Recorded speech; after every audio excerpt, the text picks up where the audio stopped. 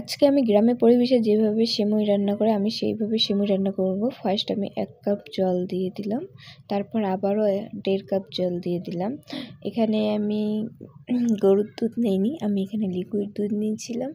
আমি এখন লিকুইড দুধ দিয়ে দেব 1 কাপের মতো। তো 1 কাপ না, এটা আধা কাপ হয়ে গেছে ছোট বলে। এখন 1 কাপ লিকুইড দুধ এবং জলটুকু ধুয়ে দিলাম, আর এখানে তেজপাত দিয়ে দিলাম। আর এদিকে আমি সিমুইগুলো ভেঙে নেব। আর এদিকে আমার দুধের বলক উঠে এসেছিলো, তো এদিকে আমি একটু নাড়াচাড়া করে দিলাম। আর এখানে আমার সিমুইগুলো ভেঙে নেওয়া হয়েছে, দেখো কত সুন্দর ঝুরঝুরে হয়েছে সিমুইগুলো।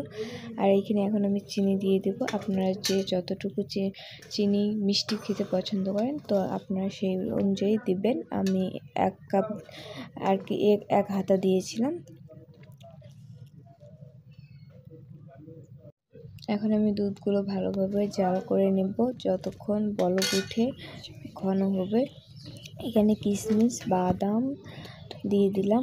এই তো আমার সিমুই রান্নাটা কমপ্লিট। এখানে দুধগুলো ঢেলে দিয়েছিলাম, আর দেখো কতটা সিমুই দুধগুলো টেনে নিয়েছিল। আমার সিমুই রান্না শেষ, খাওয়া দাওয়া শেষ। এখন আমি বিছানা খাওয়ারগুলো গুছিয়ে নিলাম।